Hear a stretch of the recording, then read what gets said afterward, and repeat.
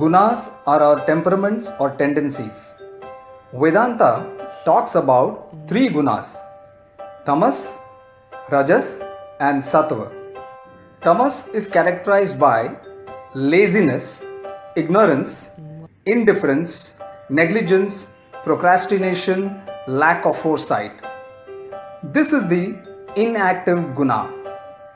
Rajas is characterized by activity, passion, dynamism, desire, agitation, stress. This is the restless guna. Sattva is characterized by poise, peace, purity, calmness, content, clarity, selflessness. This is the balanced guna. We have all the three gunas. Based on whichever guna is predominant, we can be tamasic, rajasic, or sattvic. Tamasic and sattvic both can be calm and peaceful. The difference is in the action. While the sattvic is happy doing a lot, the tamasic happily does nothing productive. Example: Ravan's brother Kumbhakaran used to sleep for 6 months at a stretch. On waking up, he used to be so hungry that he used to eat anything that he could get hold of. So tamas can be a drain on the resources because the contribution of tamasic is negligible compared to consumption. Rajasic and sattvic both are active. The difference is in the purpose.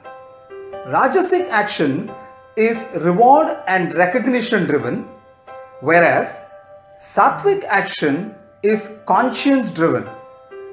Rajasic focuses on kama and artha, whereas sattvic focuses on dharma. Sattvic is not averse to artha. For sattvic, artha is a result of action but not purpose of action. It is for fulfilling larger responsibilities. In the Ramayana, Sita's father King Janak was a good example of a sattvic. For him, wealth was for discharging his duties as a king towards the people. With rajas, there may be material progress in the society, but can lead to downfall of values. Rajas breeds competition leading to stress. Example: Ravan was filled with pride and hence went on grabbing whatever he liked, including the wealth of his half-brother Kuber and even Ram's wife Sita. However, Ravan's youngest brother Vibhishan followed the path of Dharma and helped Ram in his effort to bring back Sita. Sattva encourages collaboration and brings in peace and harmony. Rajasic focuses on rights, whereas Sattvic focuses on duties. Example: the Puranas talk about the great sacrifice of Rishi Dadichi. The Devas were fighting a losing battle against Vritrasura, who could be killed only by a weapon made of a rishi's bones. Rishi Dadichi willingly sacrificed his life and offered his bones to make Indra's powerful weapon Vajra. This probably was one of the earliest example of organ donation. Tamasic can be put on the right path if guided by Sattvic. Example: Ratnakar, who used to rob people, became sage Valmiki after coming in contact with sage Narad.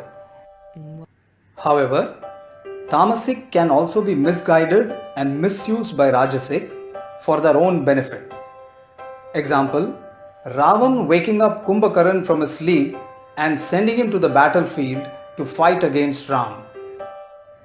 Since the tamasic lacks foresight, many agitations in the society can be the result of the ignorant tamasic misused by self-centered rajasic.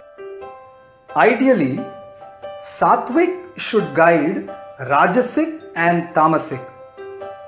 There is a better possibility of peace and progress in a society of responsibility-driven sattvic rather than rights-driven rajasic. So, reflect on this question. Am I fulfilling my personal, professional and citizen roles as a duty-conscious sattvic or rights-focused rajasic or non-contributing tamasic?